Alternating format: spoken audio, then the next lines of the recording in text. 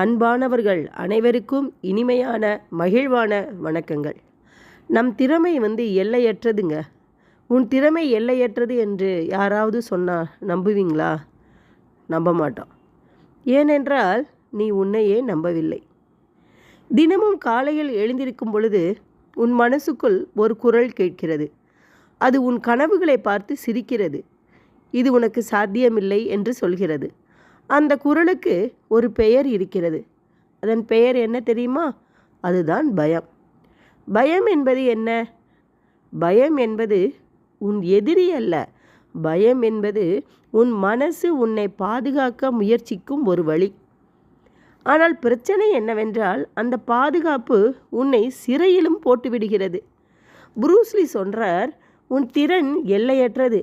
நீ பயத்துடன் பேரம் பேசுவதை நிறுத்திய தருணத்தில் இந்த வார்த்தைகளை மேலோட்டமாக படிக்காதே, ஆழமாக யோசி என்று. பேரம் பேசுவது என்றால் என்ன? இந்த வாய்ப்பை விட்டுவிடுவோம், பிறகு பார்க்கலாம் என்று சொல்வது பேரம். இன்னும் கொஞ்சம் தயாரான பிறகு தொடங்குவோம் என்று சொல்வது பேரம். மற்றவர்கள் என்ன நினைப்பார்களோ என்று யோசிப்பது பேரம். இந்த பேரம் தினமும் நடக்கிறது. உன் வாழ்க்கையில் தினமும் சின்னதாகிக்கிட்டே போகுது. புரூஸ்லினா யாருப்பா? அவர் வெறும் திரைப்பட நடிகர் மட்டுமல்ல. அவர் ஒரு தத்துவ ஞானி, ஒரு போராளி, ஒரு கலைஞன். அவர் பிறந்தபோது மருத்துவர் சொன்னார்கள், இவன் வாழ மாட்டான், கண் பார்வை குறைபாடு இருக்கிறது, உடல் நலம் சரியில்லை என்று சொன்னார்கள். அமெரிக்காவில் ஆசிய நடிகனுக்கு வாய்ப்பே இல்லை என்று ஹாலிவுட் மறுத்தது. ஆனால் அவர் இதையெல்லாம் பார்த்து என்ன செய்தார் தெரியுமா? பயத்தோடு பேரம் பேசவில்லை, போரிட்டார். தினமும் தன்னோட. நம்ம எப்பயுமே யாரோட போரிடுறோம்? அடுத்தவங்களோட போரிடுறோம். அவங்களுடைய எண்ணங்கள், அவங்களுடைய கருத்துக்கள், அவங்களுடைய பணத்தில், பதவியில், உறவுகளோட. தேவையே இல்லை. போராட்டம் தன்னோடு இருக்கும் பொழுது தான் நாம் ஜெயிக்க முடியும். திருக்குறள் இதை எப்படி சொல்கிறது தெரியுமா? வள்ளுவர் பெருந்தகை சொல்கிறார், வெள்ளத்து அணைய மலர் நீட்டம், மாந்தர்த்தம் உள்ளத்து அணையது உயர்வு என்று. அதாவது தண்ணீர் எவ்வளவு உயர்கிறதோ தாமரை அவ்வளவு உயர்கிறது. மனிதன் தன் மனதை எவ்வளவு உயர்த்துகிறானோ அவன் வாழ்க்கையும் அவ்வளவு உயர்கிறது. உன் மனசு எந்த அளவு நினைக்கிறதோ அந்த அளவு உன் வாழ்க்கை மாற்றமடைகிறது. பயம் உன் மனசை சிறிதாக வைக்கிறது. அதனால் உன் வாழ்க்கையும் சிறிதாகிறது. அப்போ பயத்தை எப்படி கையாளணும்? முதல் உண்மை, பயம் போகாது. புரூஸ்லிக்கும் பயம் இருந்தது, வள்ளுவருக்கும் இருந்தது, உனக்கும் இருக்கும், எனக்கும் இருக்கும். இது இயற்கை. பயம் இல்லாதவன் என்று யாருமே கிடையாது. இதில் வித்தியாசம் என்னென்னா, சிலர் பயத்தோடு பேரம் பேசுகிறார்கள், சிலர் பயத்தோடு நடக்கிறார்கள். அதாவது இரண்டாவது உண்மை என்னென்னா, ஒரு தொடக்கம்தான் மருந்து. ஆரம்பிக்கணும். நீ காத்திருக்கிறாய் சரியான நேரம் வரும் என்று. அந்த நேரம் வரவே வராது.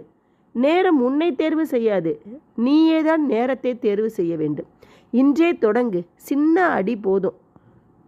மூன்றாவது உண்மை என்னென்னா, தோல்வி உன் எதிரி இல்லை. ஆரம்பத்திலே சொன்னது தான், நமக்கு எதிரி நம்ம தான். தோல்வி என்பது நீ தவறான மனிதன் என்று அர்த்தம் இல்லை. தோல்வி என்பது நீ தவறான வழியில் சென்றாய் என்று தான் அர்த்தம். திரும்பு, வேறு வழியில் போகாத, அவ்வளவுதான். நான்காவது உண்மை என்னென்னா, ஒப்பீடு. அந்த ஒப்பீடு தான் நம் திறனையே கொள்ளும். அவன் என்னை விட முன்னேறி போய்விட்டான் என்று யோசிக்காதே. அவனுக்கு அவன் பயணம், உனக்கு உன் பயணம். உன்னுடைய இடம் வேற, அவனுடைய இடம் வேற. உன் இலக்கு வேற, அவன் இலக்கு வேற.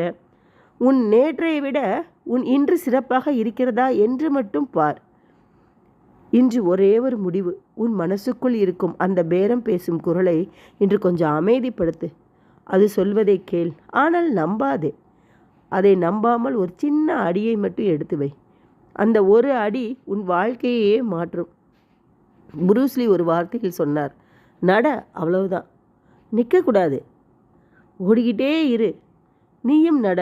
இன்றே உன் வாழ்க்கையில் இறை நம்பிக்கையோடு நடக்க ஆரம்பிப்போம். துணையாக இறைவன் வருவான். நான் யாரை சொல்கிறேன் இறைவன்னு? உன்னை நடத்தி கொண்டிருக்கிற அந்த பரமாத்மா. வெற்றி நமதே. வாழ்க வளமுடன், வாழ்க வையகம். மீண்டும் உங்களை சந்திக்க வருகிறேன். நன்றி, வணக்கம். இந்த வீடியோ உங்களுக்கு பிடிக்கும்னு நினைக்கிறேன்.